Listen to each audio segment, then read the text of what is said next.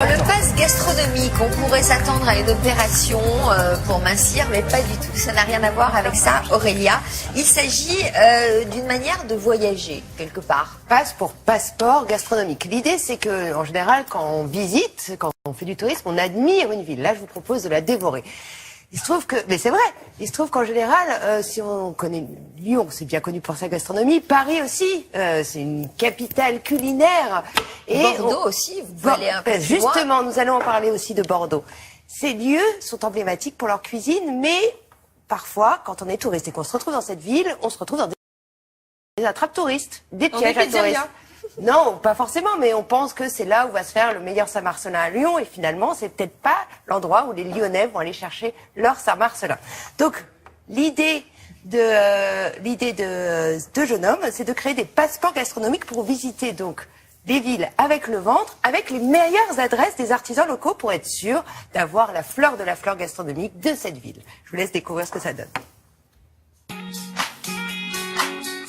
Si je vous dis la Saône, Fourvière ou Place Bellecour, c'est découvrir Lyon avec les yeux.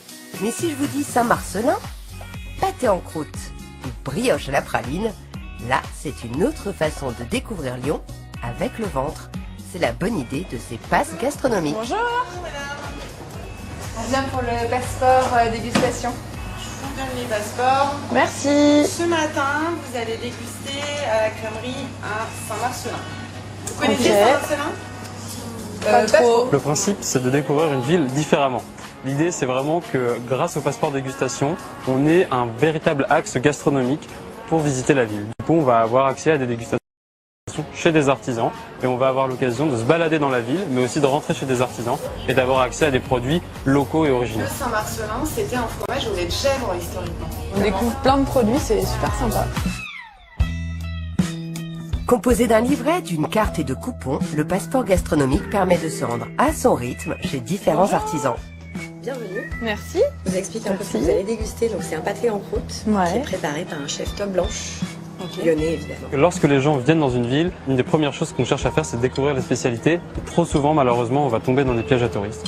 Grâce au passeport, on est orienté de A à Z dans la ville. Et en plus de ça, on a toute une équipe derrière qui est prête à donner des recommandations et des conseils gastronomiques. C'est quoi l'adresse déjà? 27 rue Saint-Jean. Du coup, on peut à la fois visiter la ville, découvrir l'architecture et se diriger vers des artisans qu'on ne connaîtrait pas. Quand on n'est pas du coin, c'est pas évident de trouver des choses sympas à manger tout de suite. Donc là, on est bien orienté, c'est vachement sympa. Tenez. Le passeport dégustation, finalement, c'est un livret à l'intérieur duquel on va retrouver un portrait des artisans ainsi qu'une description du produit qui peut être dégusté. On retrouve aussi bien évidemment une carte pour que nos clients puissent s'y retrouver. Et cette carte indique à chaque fois l'emplacement de tous les artisans qui sont possibles de découvrir. On a hâte de savoir ce que c'est que cette fameuse praluline. On a vraiment deux principaux critères sur la sélection des artisans. Le premier, c'est bien évidemment la qualité des produits.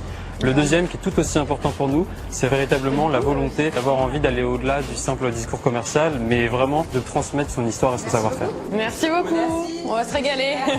Merci pour les explications. Au revoir. Alors, il nous reste le vin, la rosette, donc du saucisson, et le café. On commence par quoi? Je pense que le saucisson, ça peut être pas mal. Allez, c'est parti, on y va. À 35 €, ces passeports existent à Lyon, Paris et bientôt dans de nombreuses villes françaises. Leur but, goûter les villes à pleines dents. Alors évidemment, c'est pas un voyage minceur. Mais si, Sophie, parce que ce sont des balades gourmandes. L'idée, c'est qu'entre chaque dégustation, on va aussi sillonner la ville et découvrir un autre lieu. On va traverser toute la ville. Hein. Je vous avoue quand même que traverser Lyon entre deux bouchées de pralines ou de Saint-Marcelin, ça fait quand même un peu... Est-ce que c'est cher?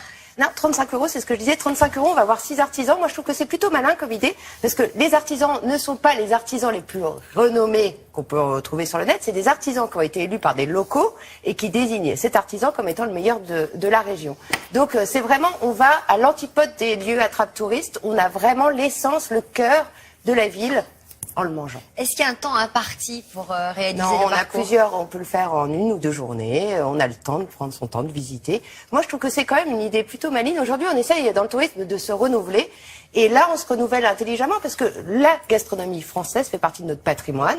Et ils vont bientôt, pour vous rassurer, Sophie, bientôt ouvrir à Bordeaux ces passeports gastronomiques. Et donc, dès cet été, vous pourrez découvrir Bordeaux avec la bouche Des cannelés, du Voilà. Madrid, Mais les cannelés, du quelle est la meilleure Madrid, adresse du pour vous? confit. Non, on peut pas la citer. Mais il y a cannelés, j'imagine, à Bordeaux. Par un B. Voilà. En passant d'ailleurs, voilà. Alors, faire le deuil de son animal, on va un petit peu moins rigoler.